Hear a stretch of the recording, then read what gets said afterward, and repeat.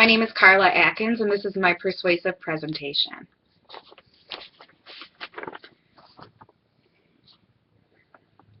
It's the morning of December 14th, 2012 in Newtown, Connecticut. What would later unfold on this day in the small, quiet town would bring parents, teachers, and America to its knees once again. However, this time is different. This time, those who would be murdered are only first-grade students and teachers that don't have the ability to defend themselves or understand what is happening. Sandy Hook Elementary School was not Adam Lanza's first target on this tragic day.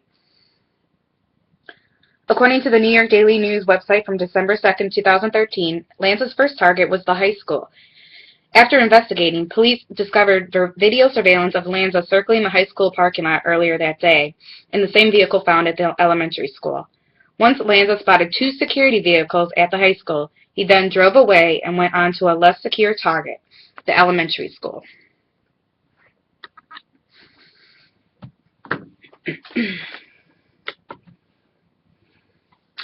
Violence in schools need to end.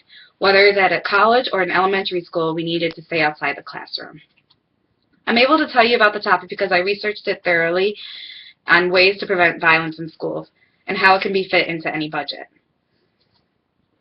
School budget needs to be reformed to include security measures such as security guards, video surveillance and metal detectors, and train staff members to help reduce school violence.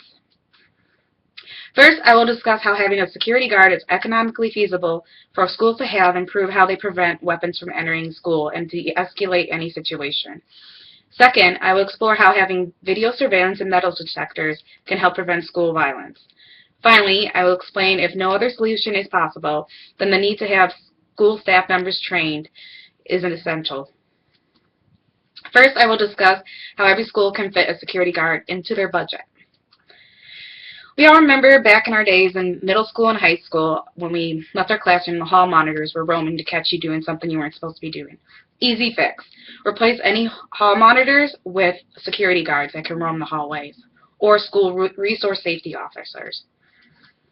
In the book, Police at School by authors Wheeler and Cray, in 2011, 35% of schools in the U.S. had some type of security guard or school resource safety officers employed at schools. In fact, school resource safety officers are federally funded by the federal government for the first 3 years that they're used, so no money is coming out of the school district pocket. Also, in 2004, 80% of surveyed school service officers confiscated weapons from students within the last year. They are needed because of their specialized training that school staff members do not have. Now that I discussed how it's possible to have security guards in school, let's explore how video surveillance and metal detectors can help prevent school violence. Video surveillance and metal detectors would help make schools a safer place due to constant monitoring and weapon detection. Video surveillance will be able to show any suspicious activity or person on the school property, or if someone is trying to gain access into the school. Metal detectors can prevent harmful weapons from entering the school. From the book On the Heels of Tragedy by C. Myers, and if an event were occurring at a school with video surveillance, emergency services like the police or SWAT teams can remotely access the camera feeds and instantly beginning their counterattack to disarm the threat.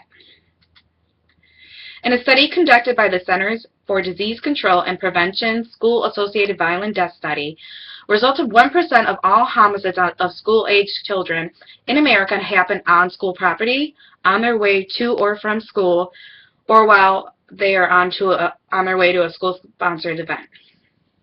Also, in a study by the Youth Risk Behavior Survey, after surveying 14,000 students across the United States, a total of 8% claimed they were attacked or injured with a weapon on school grounds within the last year as well. In 2007, Cleveland Public Schools installed metal detectors in all their schools, and each cost about $33,000 per school. Yes, $33,000 is a lot of money, but how much value would you place on the life of your child and their friends? Now that I discussed the need for video surveillance and metal detectors, let's move on to training school staff members to protect our children. Finally, I will explain the importance of having trained school staff members in preventing school violence. Teachers are at an age where they need to be trained beyond the classroom. Just like being prepared for fires and tornadoes, they need to be prepared for attacks, violent attacks as well. Windows can be easily shot out with a weapon or broken. Just like in Sandy Hook, it was shot out. So the first line of defense are the employees of the school. In a study done by Lee G. High from Troy University's Dothan campus, they studied a training workshop that was conducted by the FBI to a group of educators. The FBI created an active shooter guide event to train the group of teachers to run, hide, and then fight in the event of an attack on school grounds. The active shooter event guide trained them to fight only as a last resort in self-defense. If their own life or the life of others were in line, they had to fight. The guide showed them how to unarm a shooter and attack them using their body. In this training scenario, the teacher hid in a spot that could take an attacker by surprise and give the teacher the opportunity and position to take control of the weapon in the situation. After each educator used the skills they learned from the event, they felt more empowered and prepared in the event of a school attack would occur. Now we all know that each school year teachers have conferences they have to attend or seminars. So why not during this time incorporate safety training seminars and have them trained in self-defense or what to do if there were an attacker. If they can't employ security guards or afford metal detectors, this is what needs to be done. First, I discussed how having a security guard is economically feasible for schools to have and improved how they prevent weapons from entering schools. Secondly, I explored how video surveillance and metal detectors can help prevent school violence. And finally, I explained if there's no other solution possible, then we need to have school staff members trained. I hope I shed some light on how school budgets can include security measures like security guards, video surveillance, metal detectors, and trained staff members into their budgets. Now is the time to act. Parents, you need to lock up your guns and weapons and ammo. Community members, attend school district meetings and voice your safety concerns.